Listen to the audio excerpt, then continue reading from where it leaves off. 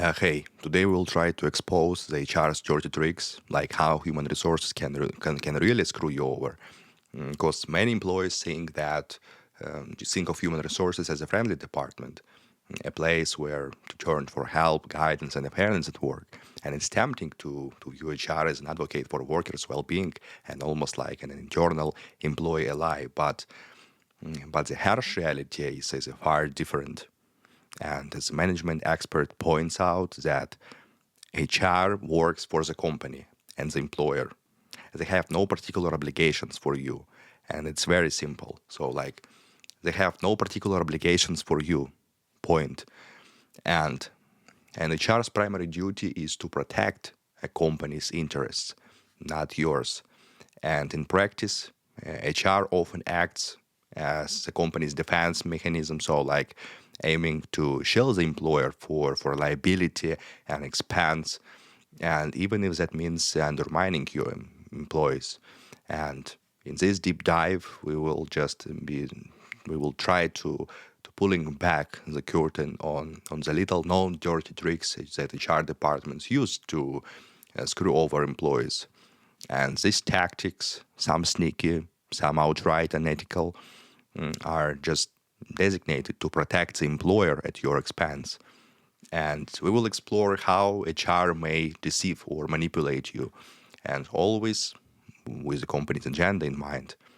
And more importantly, so we will discuss how you can just recognize those tricks for your protection. So like you should document everything, how you can do it, and how to prepare for any just looming legal battles if you're anticipating it, if you're seeing that they are trying to push you over. And this isn't just a common HR one-on-one advice, but we are going into the gritty details that even just some attorneys might overlook.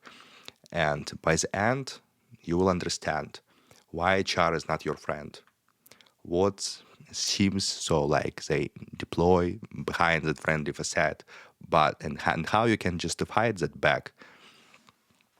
First of all, we will start with that false perception, like false friend, because HRs through loyalties, so they are not your loyal allies.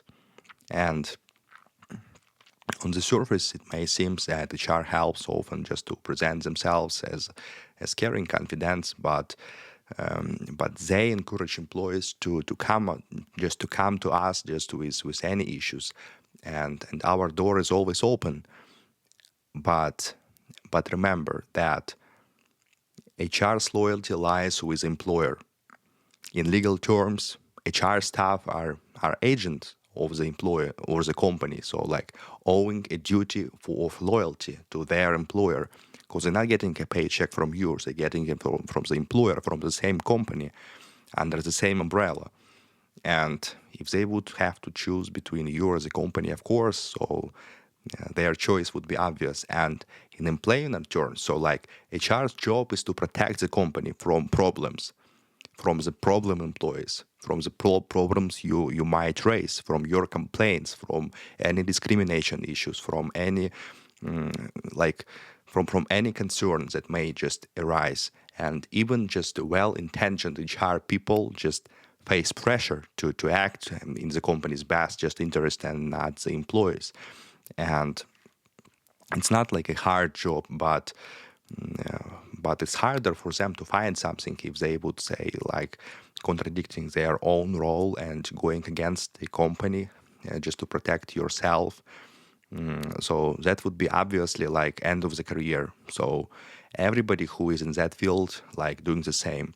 And this inherent conflict explains why so many workers like feel betrayed by the HR. And surveys show that a large portion of the employees just simply do not trust HR to resolve any conflicts impartially. And it's no wonder that HR's actions often prioritize like legal protection for the company over fairness to you. So while an HR rep might smile and sympathize, so behind the scenes they are likely consulting a management or a corporate lawyers, so like about how to handle you as a risk.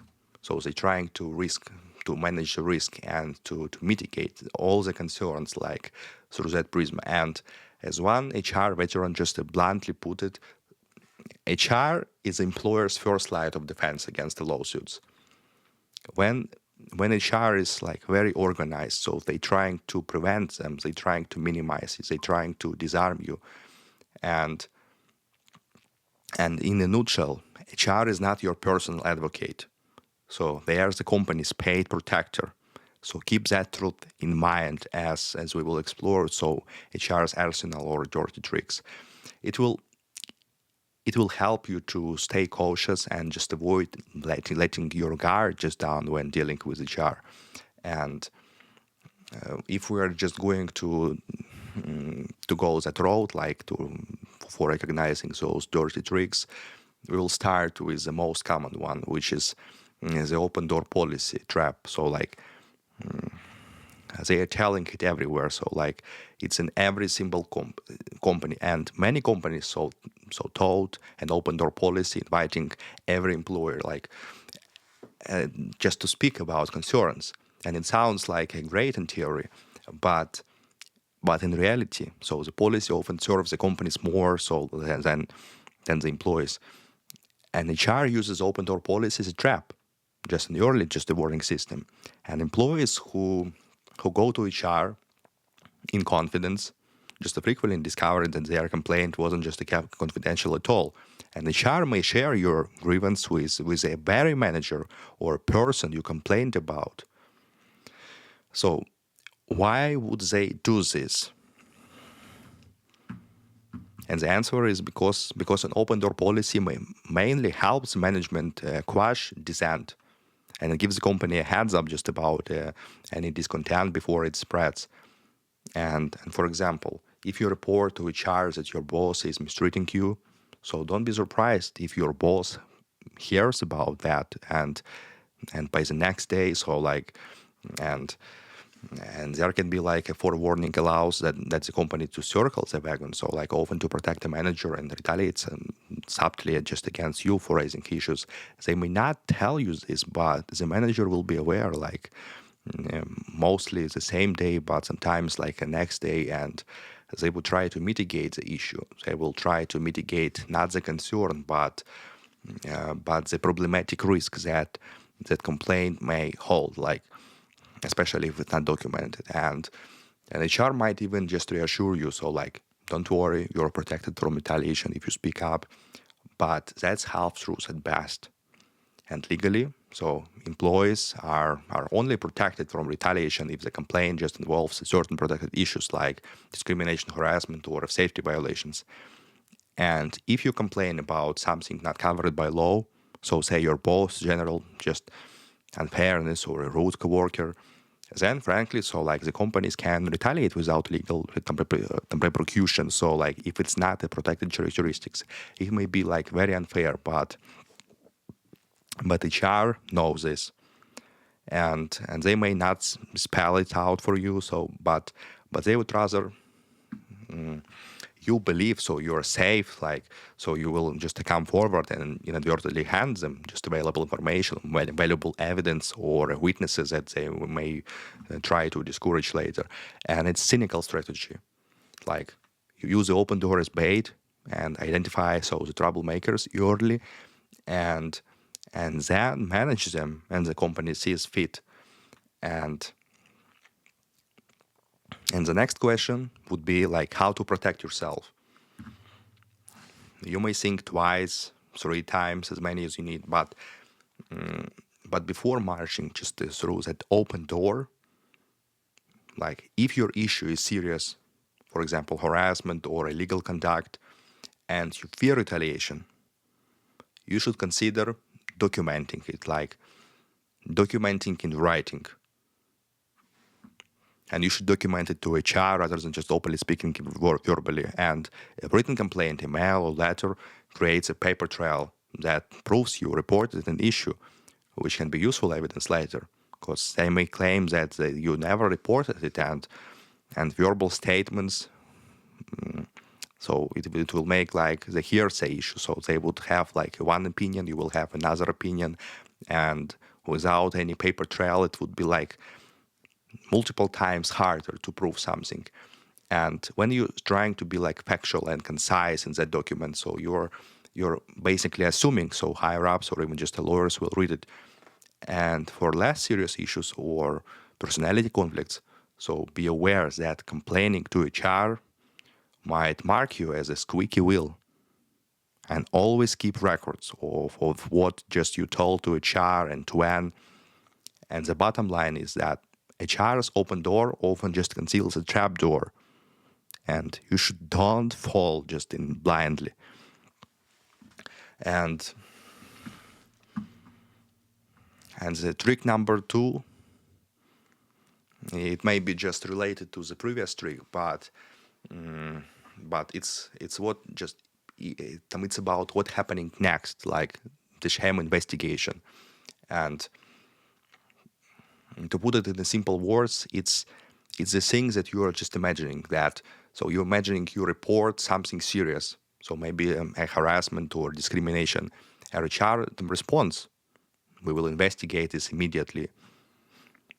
And that sounds promising, but here is a rub. So like HR's investigations are usually about protecting the company rather than helping you. So they trying to investigate how to protect themselves and how to portray you as somebody who is not just trustworthy, how to push you over. So they rarely interview that, like your favorable witnesses. They would try to interview those who can testify against you, and the process might look fair on the surface. So all those reassurances that they may verbally give you, so like we will investigate it thoroughly, but yet it's often a carefully managed sham. And basically, so here is how like HR investigation can play out. First of all, HR will interview you and the alleged wrongdoer, and maybe just a few witnesses. But they often steer the process to favor the company side narrative.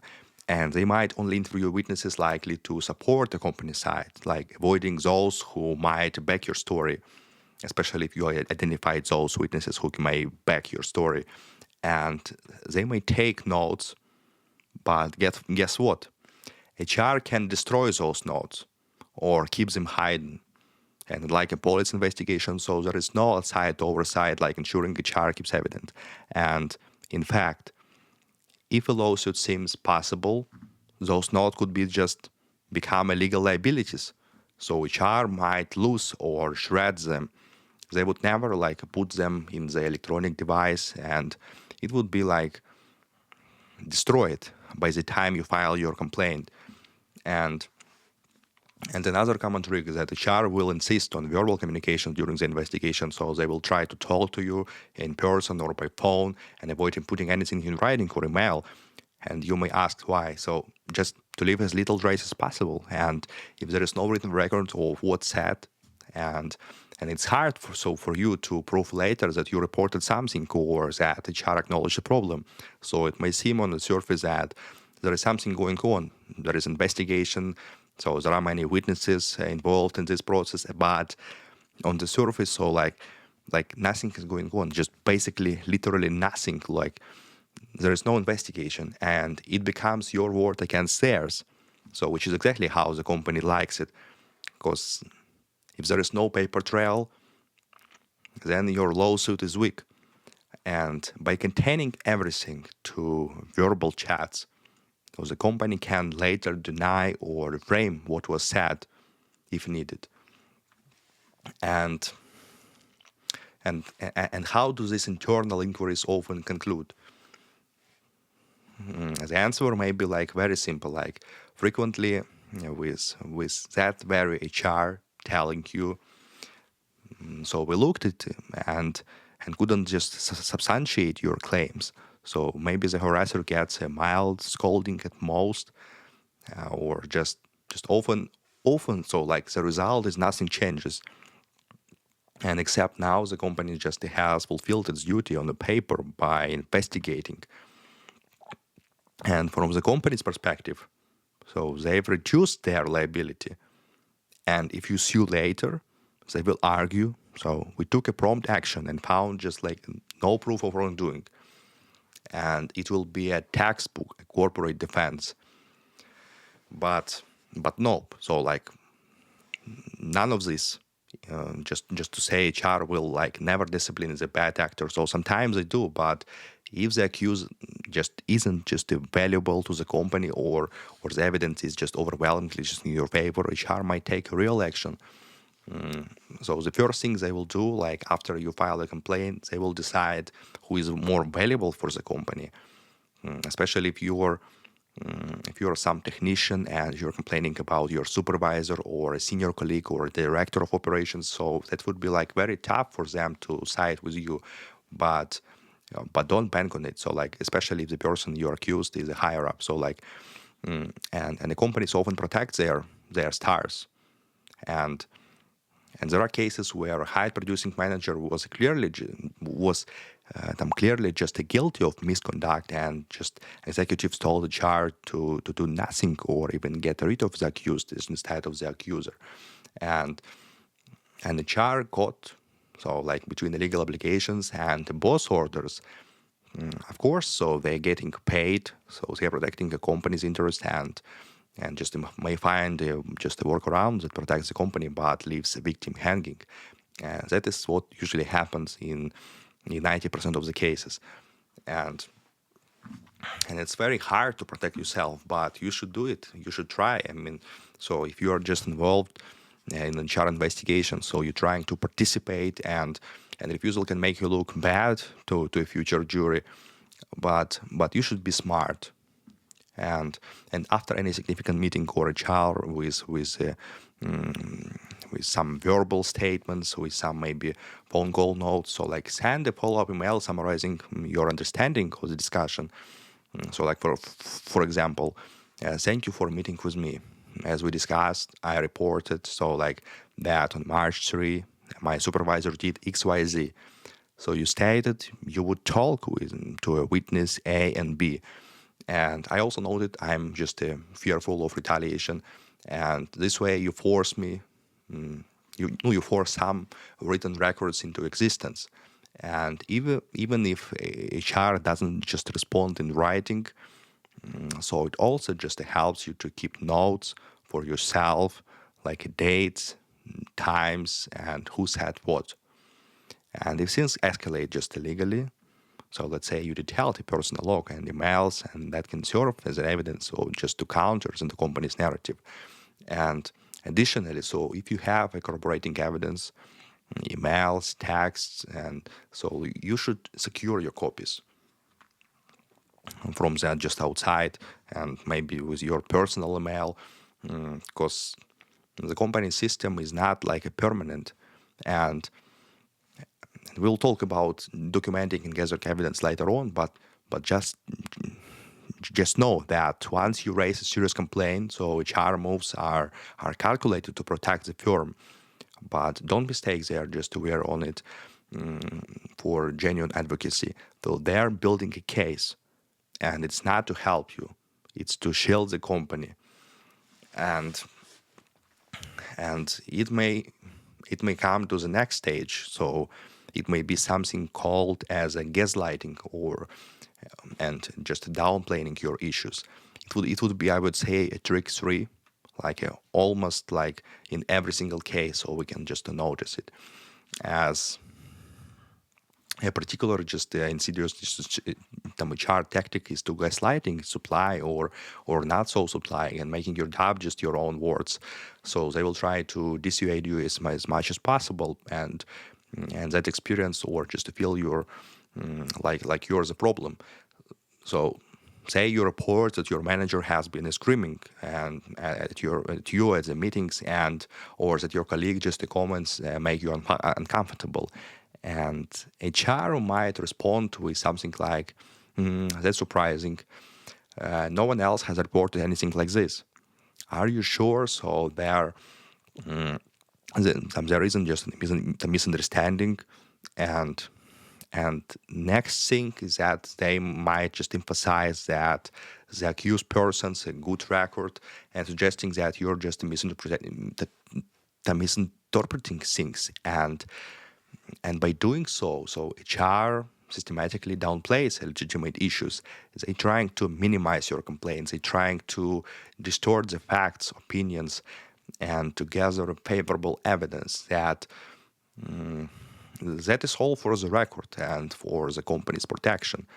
And in some cases, HR will turn the tables and scrutinize you. So once you complain, but don't be shocked if they start asking you pointed questions like, have you been meeting your performance goals? And we notice you had a conflict with a coworker so last year. And is it possible you are just sensitive?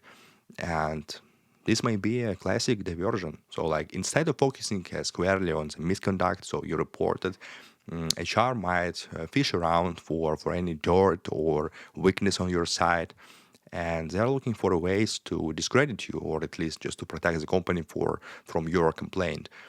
And if they find a minor mistake in your record, so they might inflate it to cast doubt on your credibility. So now they will go on the offense from that very moment, and they will try to poke holes in your credibility. They will try to portray you as someone who is not credible at all. And there may be like a very different scenario, but similar to the ones that I've just voiced out. And because HR acknowledges that the issue, but minimizes so its severity. They may say something like, "Yes, Bob, so like your manager shouldn't have just yelled, but you know, so he was a big personality, so he didn't mean it personally." Or they may say like, "That's a comment was inappropriate, but he was probably just joking," and by trivializing the behavior, so HR aims to discourage you from just pressing the issue further. And they want you to think, so maybe I'm just overreaching, so that you drop it and move on. And all of this can feel very disorienting, so which is exactly the point. And it's a psychological manipulation. And you started basically just out of certainty that you were wronged. And after HR responds, so you left a second guessing or feeling like an overly just emotional complainer. And that's exactly gaslighting. And it's a tool that HR may use to protect the company from having to address or report the serious problems. And to protect yourself, you have to be like with your instincts and of course with evidence. So like the more evidence you have, the more you're basically protected against them. And the same is like yours. So like if you have malice witnesses or other proof of what happened, you should remind yourself that facts are the facts, and just no matter how HR spins them, so like don't let polite dismissals fool you. And if you feel something is off, like you're likely right. And second, so like stay calm and factual. So when dealing with these kinds of HRs minimizing, and if they say no one else complained, you can reply that may be, but it doesn't change what I experienced. So I have detailed notes, emails regarding those incidents. And the more you providing them a concrete, specific facts, so the less veggie you sound, and the less and it's later. I mean, the harder for them to brush you off or just reiterate the seriousness. So, like, I respectfully disagree that this is a misunderstanding. Like, after that phrase, they may just reconsider their position, and just you can say in addition. So, to me, like, being berated in the front of a team is clearly inappropriate and against your conduct policy. And by standing firm, like you signal that you won't be easily brushed aside. And finally, so if you suspect you're being gaslight or dismissed unfairly, consider getting an outside perspective. So this could mean talking confidentially, so like to your attorney or just an external HR consultant. It's not just necessary to wait until you're fired to make a first call to your attorney. So like, yes, so they exist. So like independent HR advisors who actually just support employees, and just a lot of employment law firms that are just able to consult you maybe on the free basis, like if it's going to be a lawsuit, hopefully not, but an outside expert can first of all validate your concerns and advise on the next steps and whether it's just escalating so the issue, and filing a formal complaint with a government agency or just simply just documenting everything while you seek a new job. And knowledge is power. So understanding that HR may try to downplay issues helps you stay on your guard and keep your reality answered in facts, and never take their tricks as something personal. So like, they are for the employer, not for you. And of course, so there will be lies, and the charts, so like a flexible some relationship, so like with the truth, so like it would be a dirty tricks number 4. And and in this no I mean in this description, if you would summarize, I mean the less obvious one, and the most useful for them, I mean especially when they have no facts, is a lie. So like, most of us operate under the simple assumption that that lying at work is wrong, and in some contexts, so even illegal. So like, surely HR and all departments so must adhere just to honesty and integrity. But when you are trying to brace yourself, and HR basically has no legal obligation to tell you the truth, and sometimes they will just outright lie if it serves so the company's interests. And this sounds like a shocking, but when you're considering the dynamics in a dispute, so like, if you claim something happened and the company wants to avoid liability, HR representatives and the managers, we might fabricate or falsify documents to justify firing you. And it can be just a blatant, as in just inventing incidents that never occurred.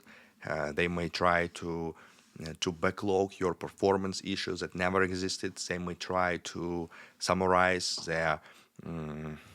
the manager conversations that never existed, and just writing a memo that you were just counseled for tardiness on that days, so we're never late, or it could be just a lying by just exaggeration, by twisting just a minor issue into just a major offense in your file.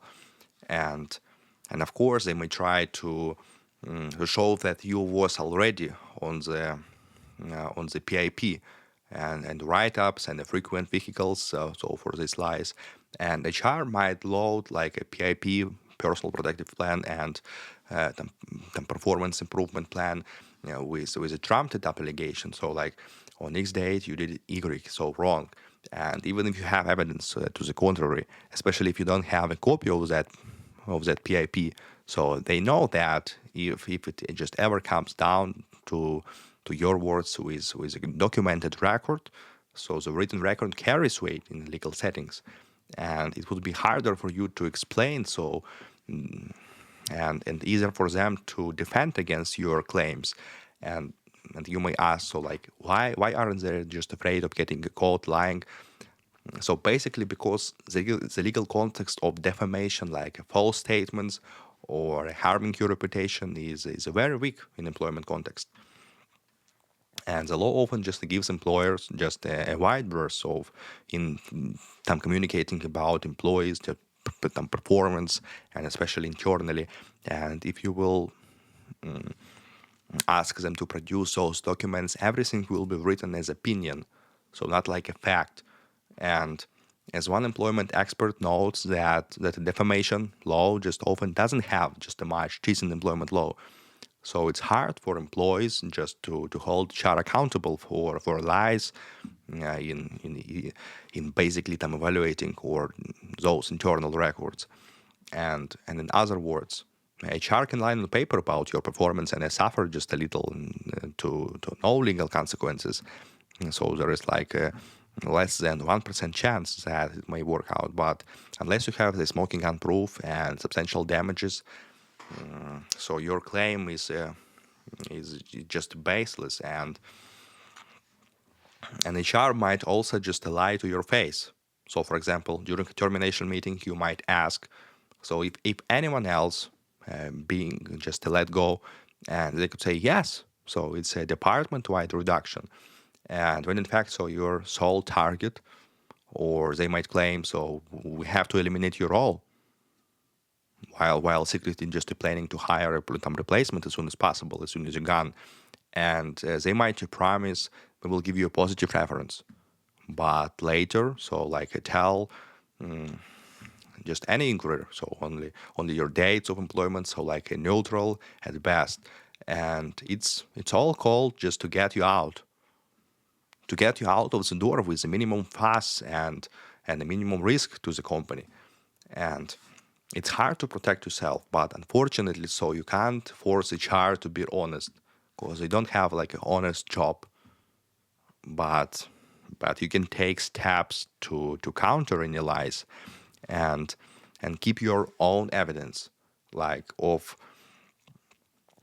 that specific reality. And if HR alleges you did something on a certain date, so like you should check your records, emails, files, security logs, anything to refute it. And if you catch a blatant falsehoods, like put your rebuttal in writing. Like for instance, if a PIP, like if that claims you missed a project X deadline and you have an email from your manager praising you just on time delivery, so you should respond with a polite written refutation and on the point about Project X, as we touched email about from June 5th, so like shows that I completed the task on time and received positive feedback. So I respectfully disagree that I missed a deadline. And that basically will create a trail, a paper trail that you can test at the lie, and also so ask for specifics, because often lies hide in the vague language. And if your review says performance needs improvement without details, you should request concrete examples, and that puts the HR on the spot. And if they invent examples, at least you will have like them on a record and can respond. And if they can't provide any, so that weakens their just a later defense. But you should always remember that any correspondence you send may be read just by others, like a future judge or agency. So keep it professional and factual. Like you're not likely to win against HR, against their lie in the moment, but they won't suddenly just confess. But you're just laying groundwork just to prove inconsistent later. And just lastly, so like know that you are not crazy. And if something is your your just evaluation of just that, or that HR conversation feels blatantly false, it very well might be, and it's definitely or just possibly like they may be testing if you accept their narrative, but don't acquiesce to that false statements about you. Like calmly state your disagreement and have your evidence ready. And even if it doesn't stop, so like an fair action right away, it could definitely like help you and can be like a crucial later if things escalate legally. And since we were talking about performance improvement plan, about that ambush, like a dirty trick number 5. So if you've been a solid employee and suddenly find just yourself with a performance improvement plan, PIP, just out of nowhere, So like watch out. So you might be walking into ambush, and the companies portray PIP as a tool just to help a struggling employee succeed.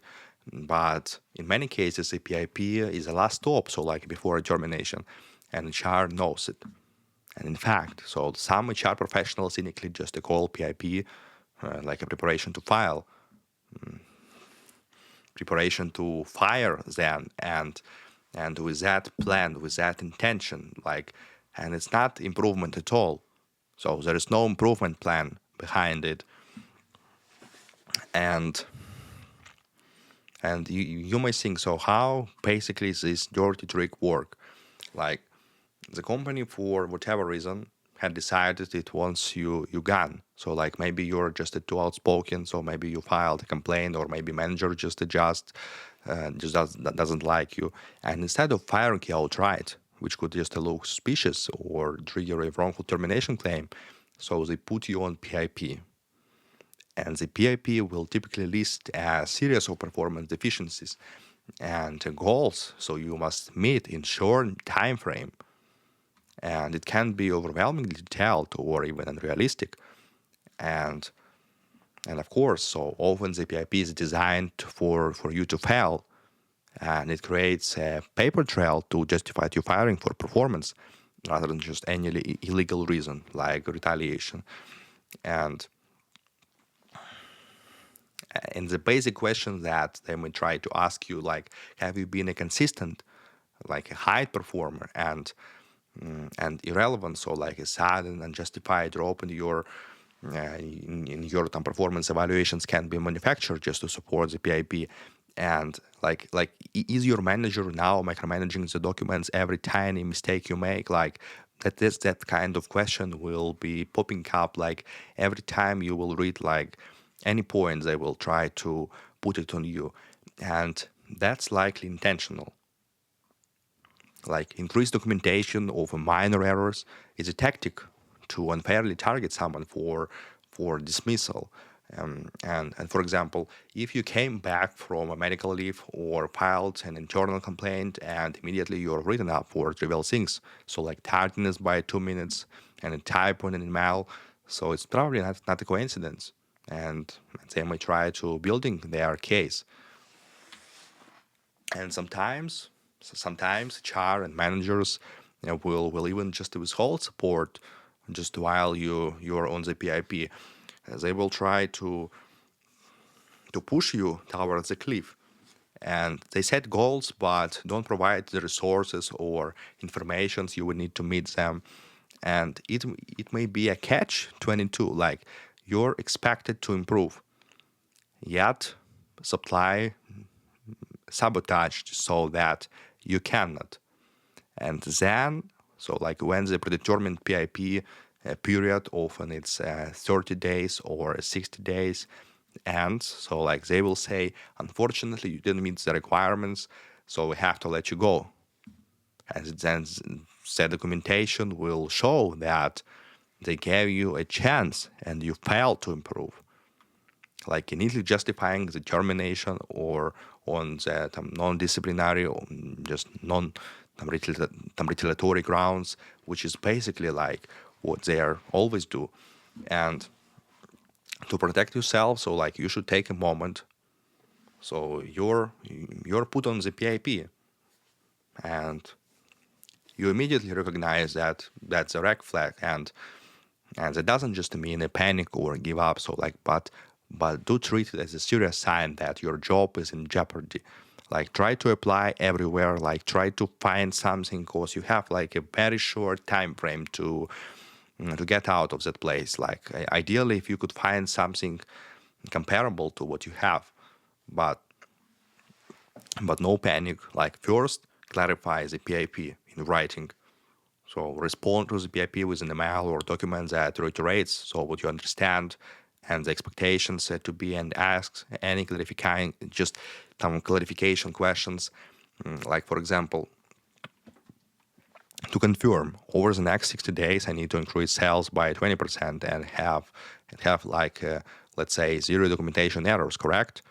And I will receive a weekly feedback, and this does two things. So like it shows that you're earnest about improvement, and it narrows HR's ability to later claim you failed due to some major reason, so not in the PIP.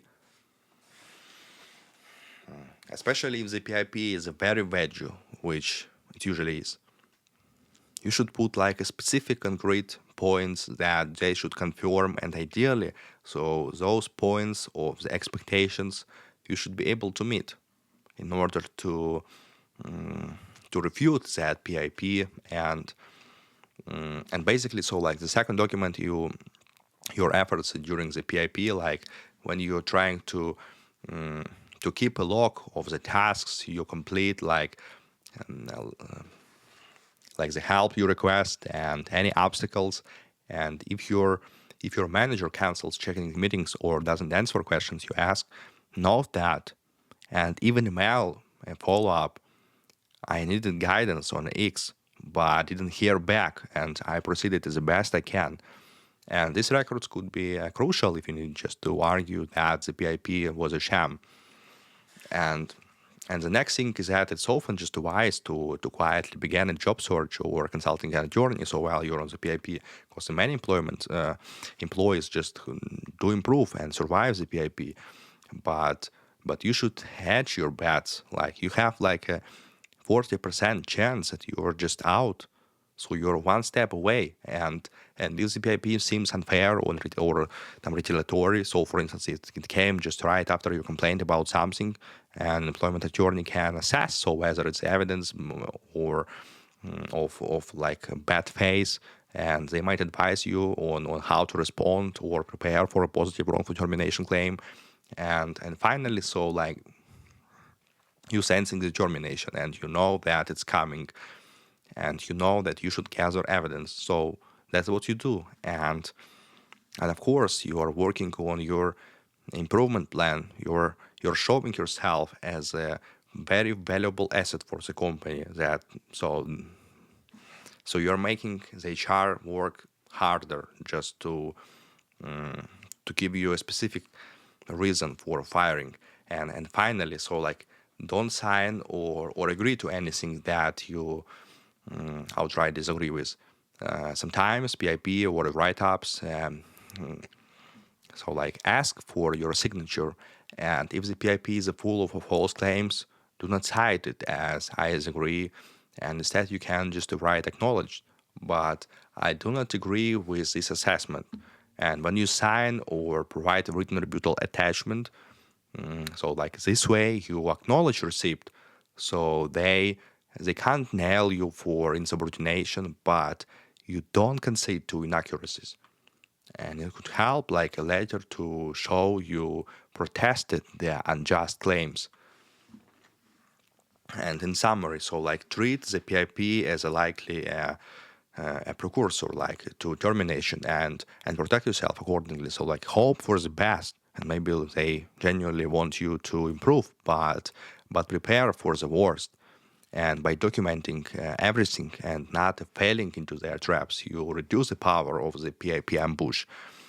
And if nothing of that is working, like none of those 5 tricks, they may try to use another trick, which is quiet firing or pushing you out of the door. Because when you're trying to know that all firings like happened with dramatic meetings and a pink slip, and many companies prefer a quiet firing, and that approach is the best for them. I mean, to make it like free of drama and no pinpointing, and so like and making your work life so miserable or your prospects so limited that you eventually quit on your own.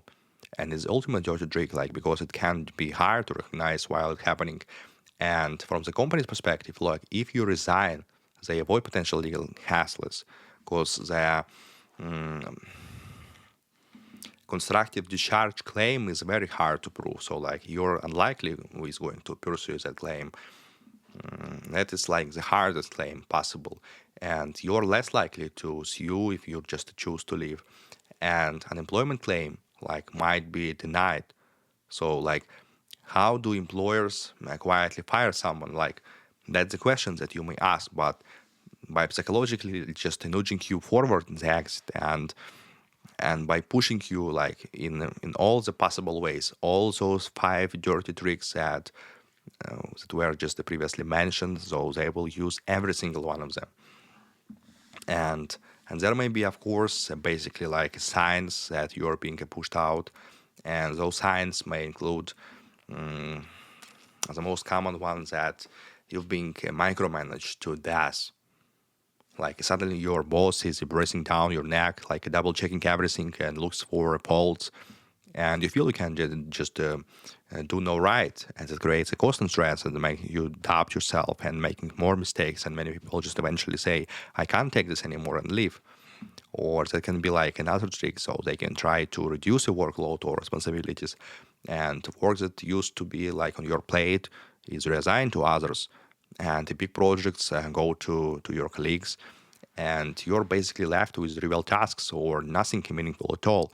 And at first you might think that it's a lull, but if it continues, it's a signal, and they could be testing whether your role is even needed, or preparing to cut you out just without impacting operations.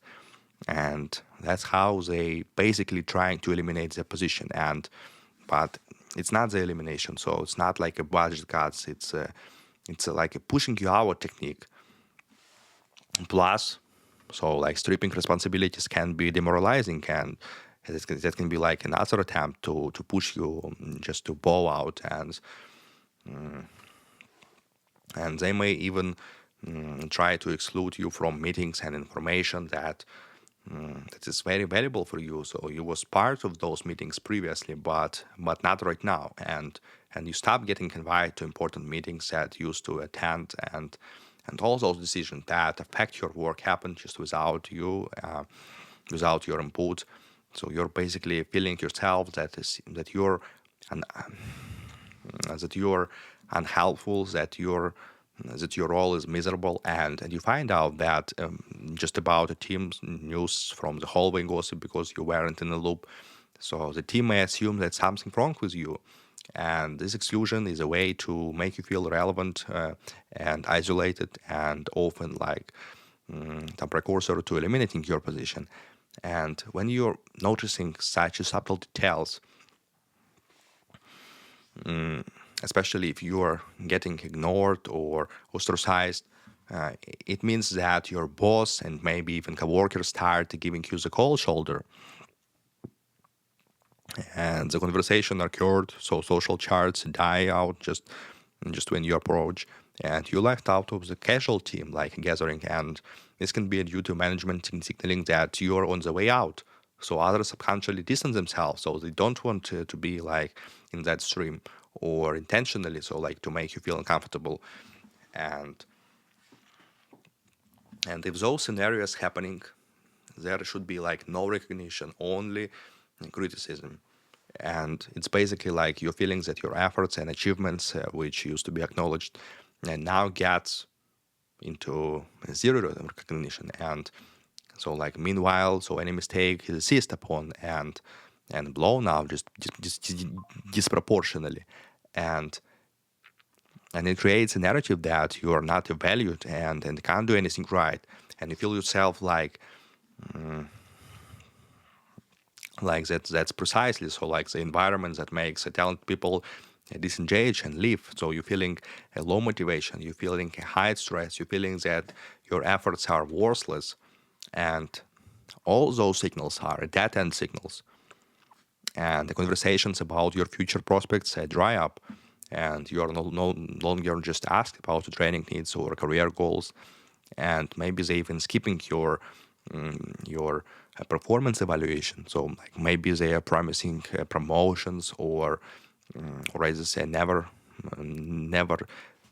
materialized, and eventually, so they are communicating that you have no future here, and ambitious or merely sane individuals will start looking for a future elsewhere, and that's how they know that there is a high chance that within the next 30 days you will leave. And all those tactics amount to a constructive discharge, a legal term for when the conditions become so intolerable that an employee is essentially forced to resign. And it can be a basis for a legal action if it's proven, like the employer is intentionally creating a hostile work environment to host you, and especially for legal reasons like discrimination or retaliation.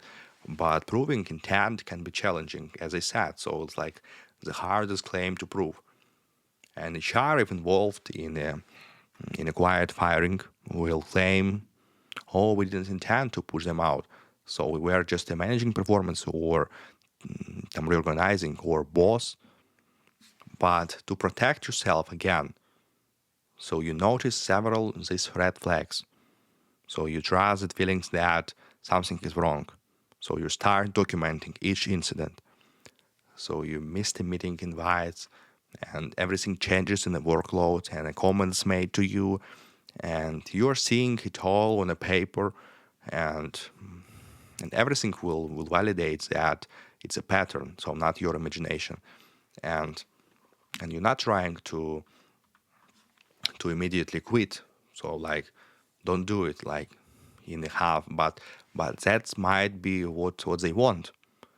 Instead, consider your options strategically. So like, if you like the job and want to fight for it, like you could address it head on, like request a meeting with your manager and possibly HR to discuss your status.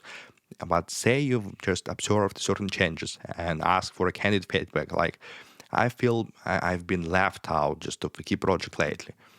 And if there is a performance issue, so that let's say I need to be aware of, this can put them on the spot.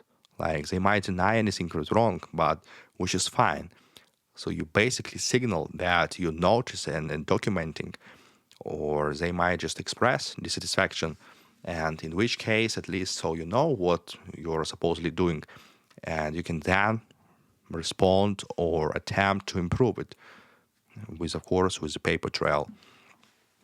But however, so like be prepared that confronting a quiet firing doesn't always save the job.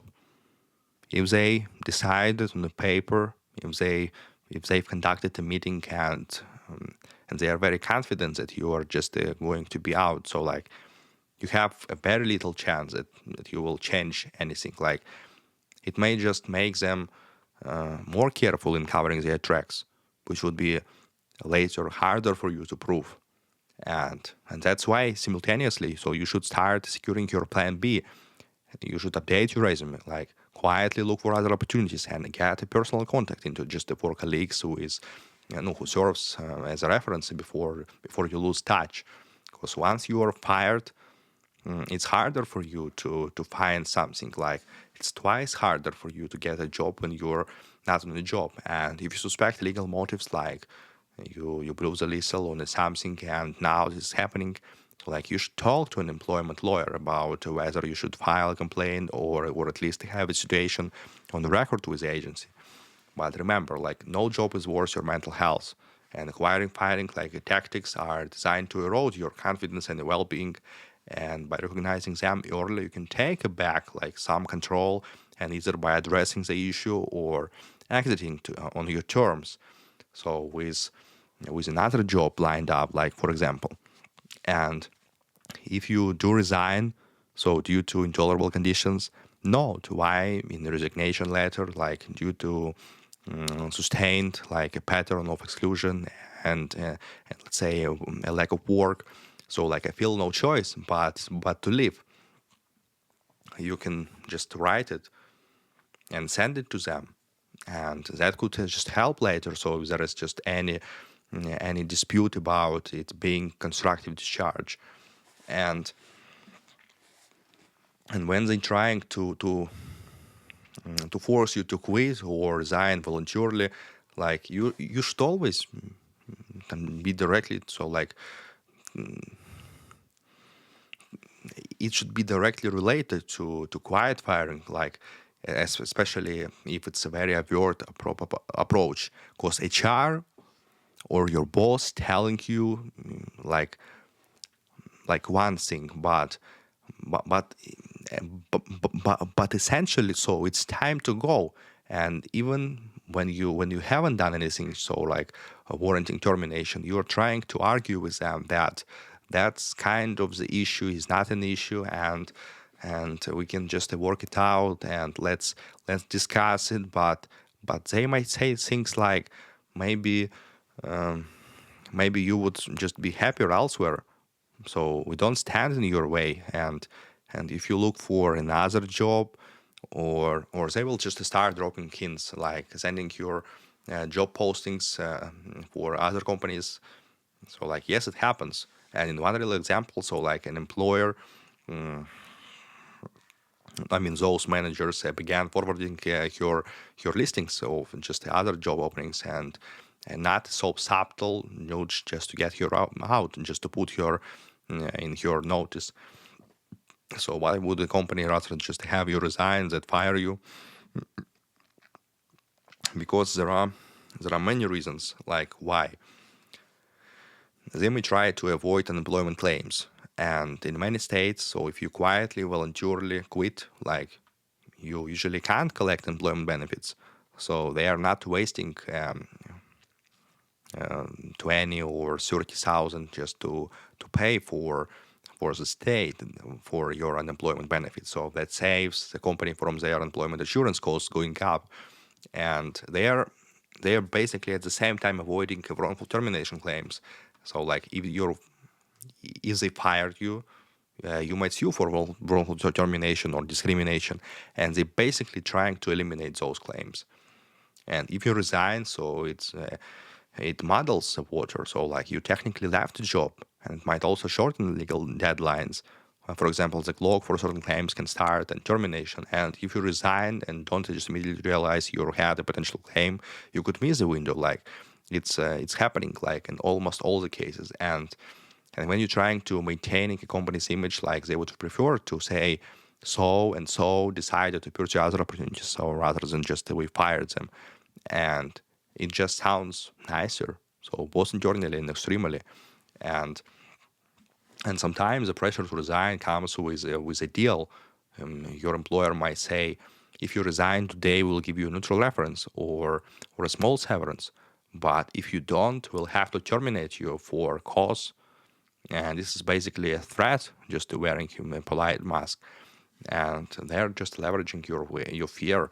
And most people think it looks better to resign than being fired. But but HR might even frame it as just doing you a favor. So like, we are letting you resign to preserve your dignity. But make no mistake, this is done to protect them, not you. And this technically is a very like common during layoffs or performance-based purges. And they may approach you in a layoff and say the team in let's say in a reducing headout, like, but ask you to sign a resignation letter instead of layoff notice, and again to avoid unemployment claims, or just a warn act notice. And alternatively, so like, if they have some cause against you, even a flimsy one, they will dangle the option like resign or we fire you, and document that cause. And to protect yourself, like, in this tough sport, so when you feel like they're about to fire you for a cause, there is no discrimination, they are discouraging you to bring a lawsuit later.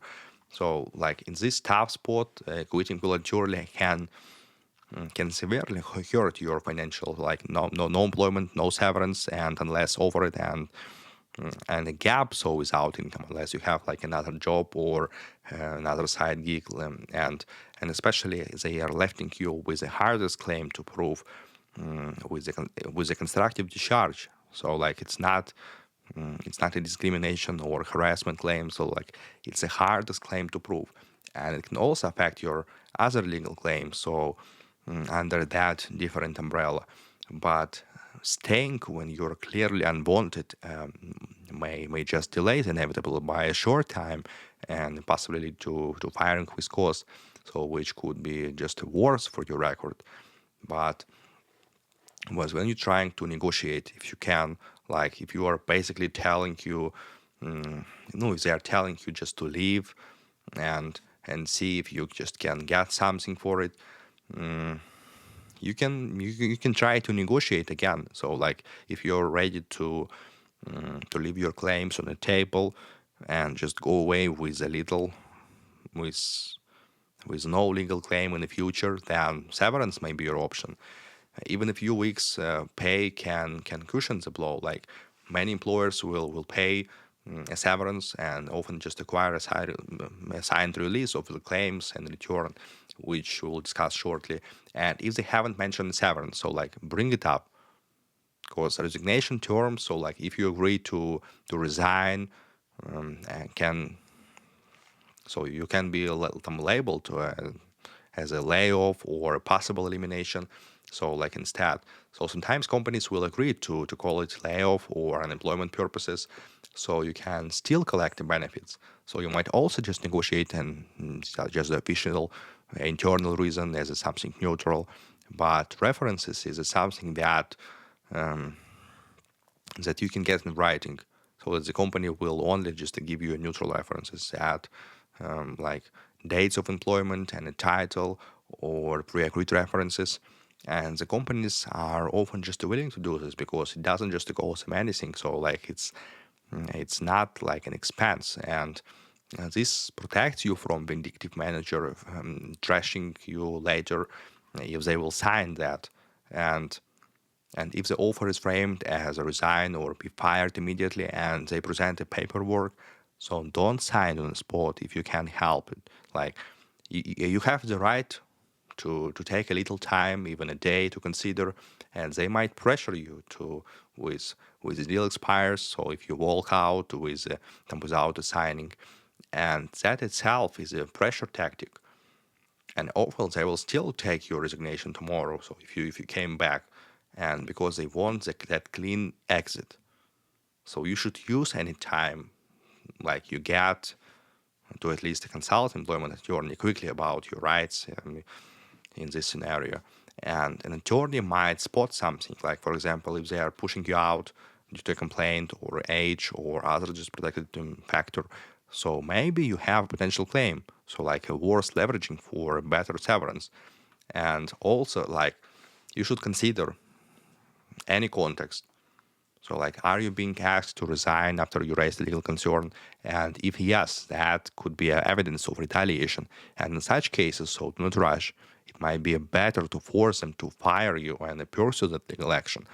Even if you're just missing your severance, and because your case may worth thousands, like hundreds of thousands, and you're just giving up your case for a couple of weeks, getting paid. And on the flip side, so it's a performance or fit issue, and just a no loss seems broken. That's what they will try to make it look like. And and when you're negotiating a graceful exit, like it could be your best bet, especially if you don't want those quarrels and you don't want a drama. Like, but but again, everything is up to you. Like ultimately, like don't let them scare you or into an instant decision. Like being fired is not the end of the world. And in fact, about like 40% of Americans have been fired, like at least at some point, and many still like have fine careers. And some experts even know that being fired can sometimes be a positive turning point, or just at least not a stigma people fear. So if the terms of a forced resignation just aren't fair, so you might choose to let them fire you and then take your chances with an employment job and job research searches. And each situation is unique, but knowledge is power. And if you hear, so maybe you should think about leaving from your HR or your boss. So you should realize in high stakes, in that kind of negotiation, that it's not a casual career chat. And severance is a one thing. So like they may try to also give you some some arbitration agreements that you should have to sign again. So like one of the HR's nasty tricks and doesn't happen in the heat of the conflict. So it often happens on your first day of work. And if you're expecting a severance when everything like is going to be like the way it goes, and they're giving you a copy of that arbitration agreement or they're forcing you to sign a new one. So like yeah, it might be titled as a dispute resolution agreement or a tackle inside the company's handbook acknowledgement, but by signing it, like you often unknowingly, you agree that you cannot use the company in a court for any just a future dispute. Instead, you must go through the private arbitration, and this is a huge win for the employer and a huge lose for your rights for you. So like which is exactly why HR pushes it. And when they forcing the arbitration, so it's a very painful for them. Like it's a harmful for them. Like they're not getting those costly legal battles, and they're getting it settled cheaply. Like because almost all the arbitration lawsuits with sometimes smoking gun evidence on the employee side are concluded in the employer's favor.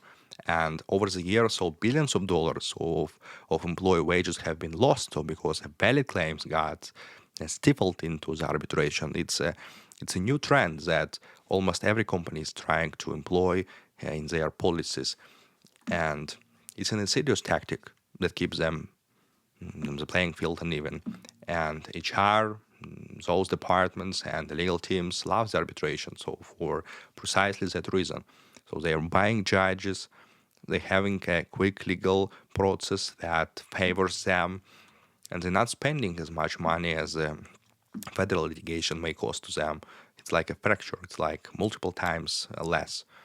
But if you would ask how to protect yourself,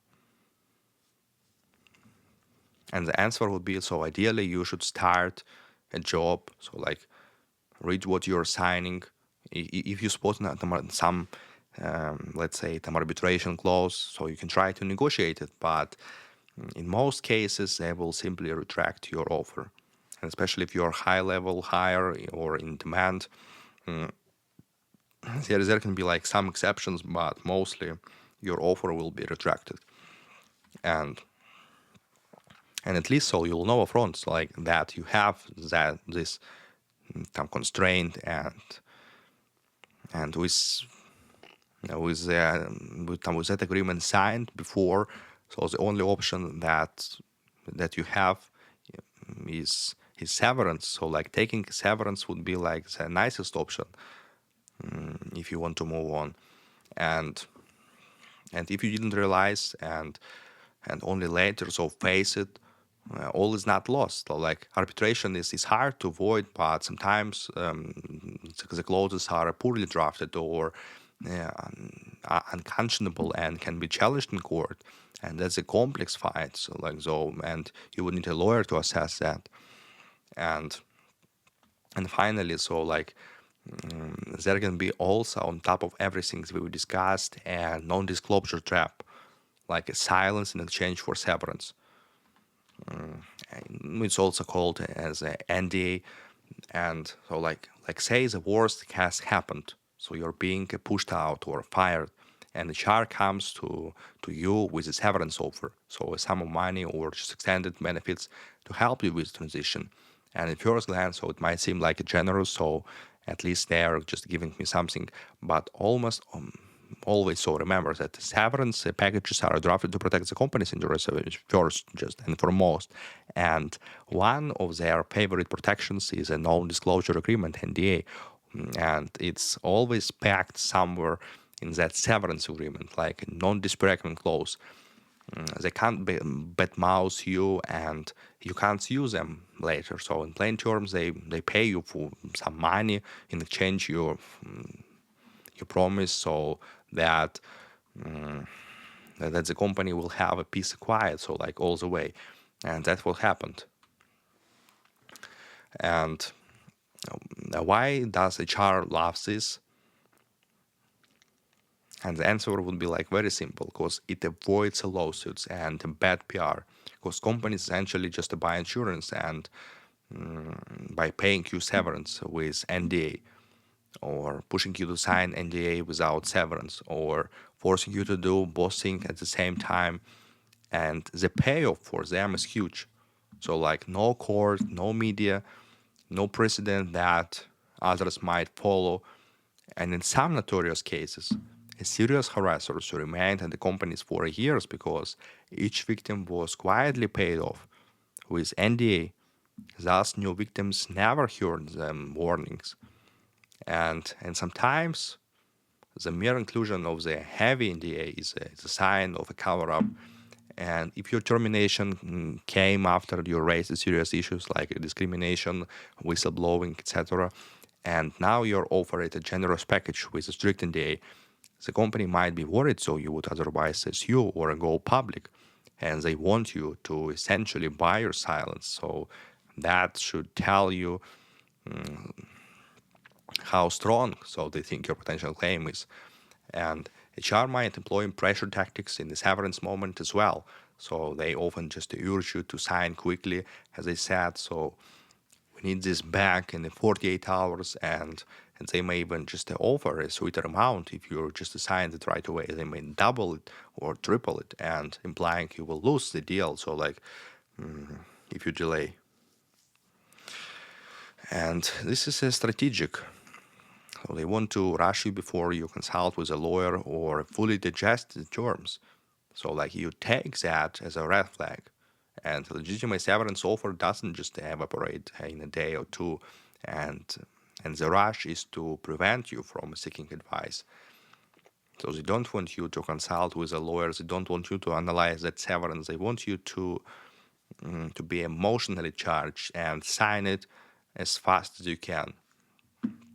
And it's worth noting that recently, so there have been moves to curb overly just broad NDAs and at least in certain contexts. So like a couple of years before, there was a ruling even prohibits a blanket and non-disparagement clauses in the severance for many employees.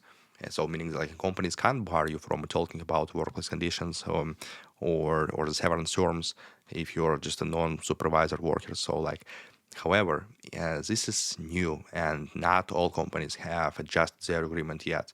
So many may still include illegal provisions, hoping employees don't know their rights. And NDAs related to trade secrets or proprietary just info are still allowed. So that part already signed, but another part may be included or signed lately. So if you know what it is, you will not miss it. But again, so you should be always careful. And one more thought: if you decline severance that requires a waiver, the company might still terminate you anyway. It's not protected you from termination. So just without the extra pay, without that premium termination, like so, it's a risk calculation. And if a severance is a meager and you have a strong legal case, so you might reject it and sue instead. And if the severance is distant and your case is iffy, so if you need like a big financial help, so like taking it may be a sensible choice, but you should still try to negotiate and eliminate unnecessary just the gagging provisions.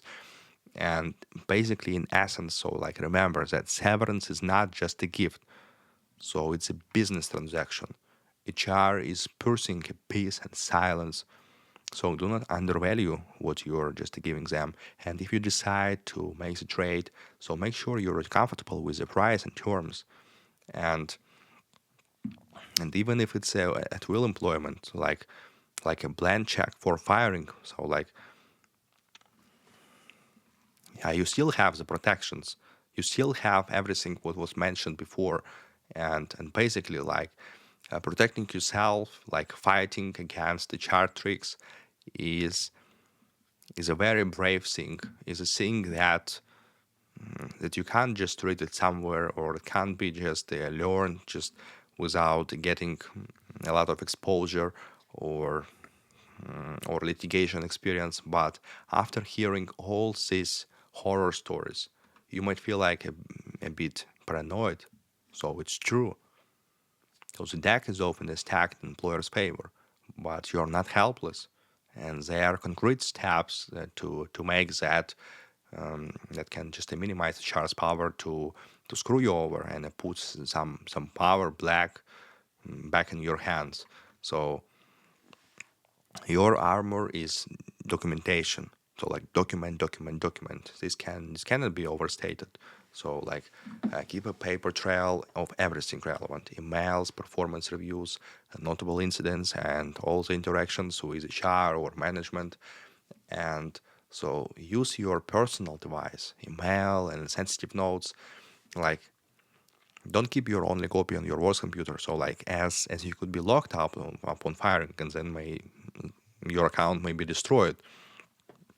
So if you start noticing wrongful behavior, record dates and details in a notebook or a personal file. So try to save copies of just some price-worthy emails or evaluations. And if suddenly your new review is bad, so you have evidence of a past praise to question. So like the sudden change. And if you make a complaint to HR, so do it in writing, to follow up in writing.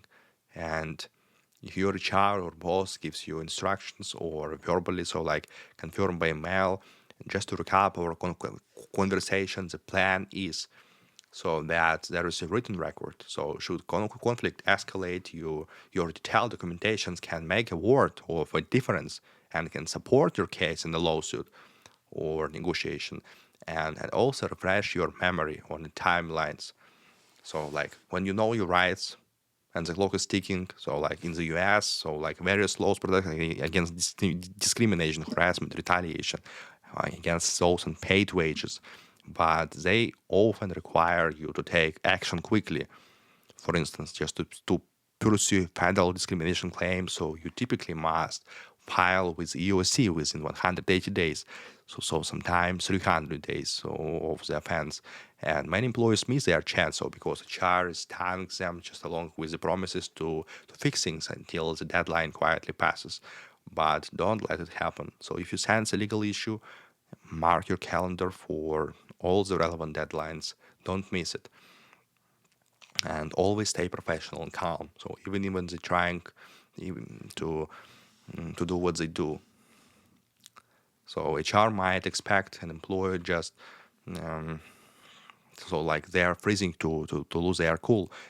So like yell, storm out, send an angry email. So that will not help you to resolve the issues. Like don't give them a gift. And if you remain calm and cautious in communication, so you deny them any just armor to use against you. So no matter how infuriating and situations, so like keep written communications factual and just measured. So like imagine judge reading them later. So you want to look reasonable. So while the companies looks shifty, and don't trust bluntly. So like always verify. If HR gives you information about your benefits, rights, or anything, so like double check everything. Double check every single line. Like you should always secure important evidence before you exit. And if your sense of firing or layoff is coming, like take a practical steps, forward it to yourself, to your personal email. Like try to preserve as much evidence as possible, because it will be very hard to take it from them later, especially so those that might serve as evidence of wrongdoing or your good performance. You should always try to build your allies and witnesses, so like before you quit. So this can be just one of the trickiest one, but because you must be careful whom you trust. But often coworkers see what's happening, and if you have colleagues you trust, so like quietly ask them to note what they've observed. Like, hey, did you notice our manager screaming at me in a meeting? And in reality, so rattled me.